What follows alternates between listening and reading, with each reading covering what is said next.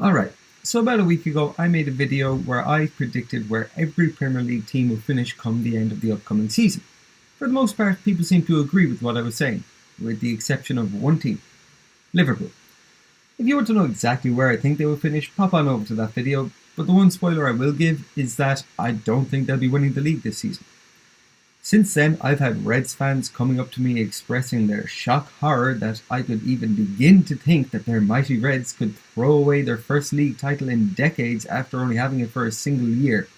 I've had fans of other clubs coming up to me a bit confused by my choice, and I've even had Manchester United and Everton fans coming up to me saying, "Hey, I'm glad you didn't pick Liverpool to win the league, but come on, you think they'll win it." But that's just it. I don't. And here's why. To start, I'm going to talk about their lack of proper strength and depth. Now, I'm not saying that Liverpool starting 11 isn't absolutely frightening. From Alisson in goals all the way up to the front three of Mane, Salah and Firmino, they have world-class players in every single position. But what about after that? I mean, if you're Jurgen Klopp, you must be dreading the 70th minute when your players start to look tired. The man can basically pick his substitutes blindfolded because at the end of the day, they're all just a pair of fresh legs. None of them really add anything more than that.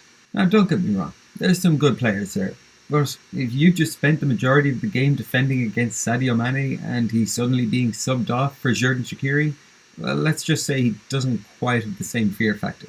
Similarly, at the other end of the pitch, Adrian hasn't really covered himself in glory when filling in between the sticks. And while the defensive partnership of Virgil van Dijk and Joe Gomez is absolutely fantastic, if one of them, particularly the Dutchman, were to get injured or suspended, they'd have a real defensive issue. The one area of the pitch that they do look to have some strong reserves in is centre midfield, but even then they're limited to an injury-prone Alex Oxlade-Chamberlain and a James Milner that I swear walked with the dinosaurs. So while on the topic of their current squad, I figured let's move on to my next issue, which is their lack of an out-and-out number 9.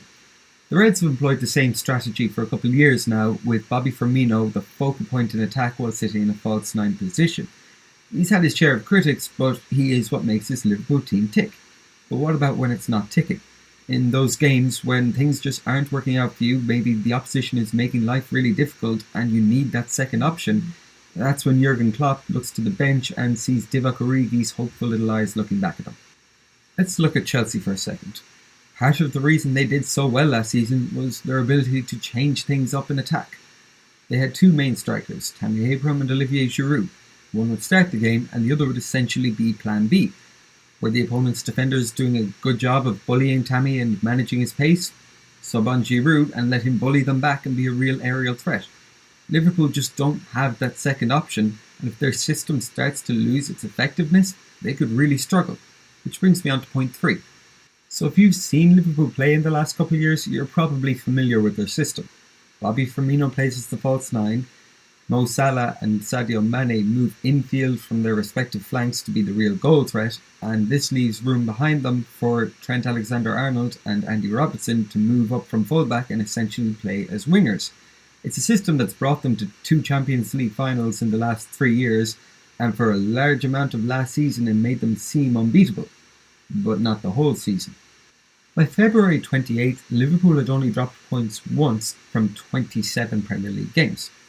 Following this, they dropped points in 5 of the remaining 11 matches, including defeats to Manchester City, Arsenal, and infamously Watford.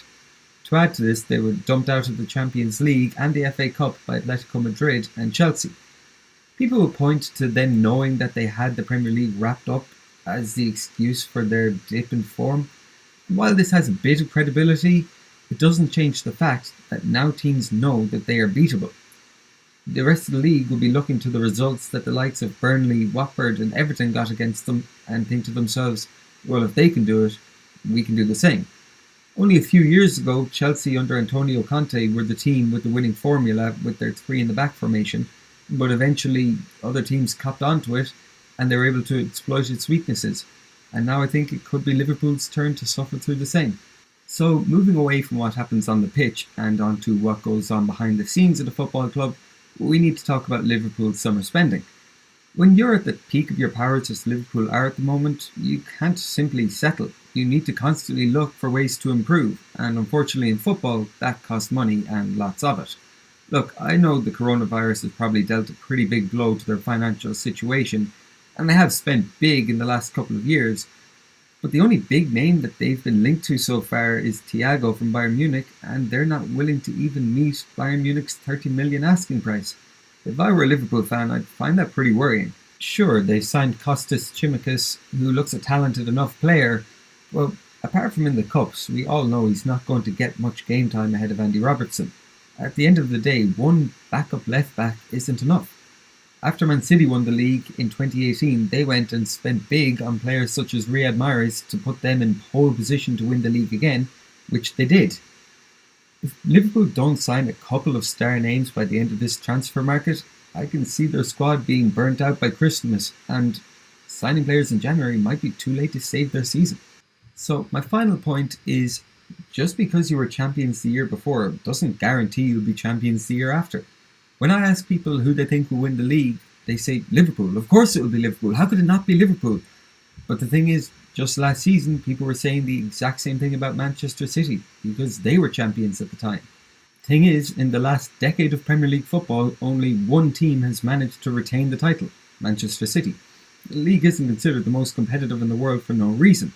I can guarantee that the other big teams aren't going to just roll over and hand Liverpool another title. If they want it, they're going to have to really fight for it, and I can picture a couple of other teams being more up for that fight than they are. Who knows? 10 to 15 games into the season, they could have me swallowing every single word that I've said. And of course, I've not completely written them out of the title race because that would be thick. But these are my thoughts on why Liverpool won't be winning the league this season. If you have some different thoughts, as I imagine quite a lot of you do, please feel free to comment them below, and hopefully I'll see you in the next video.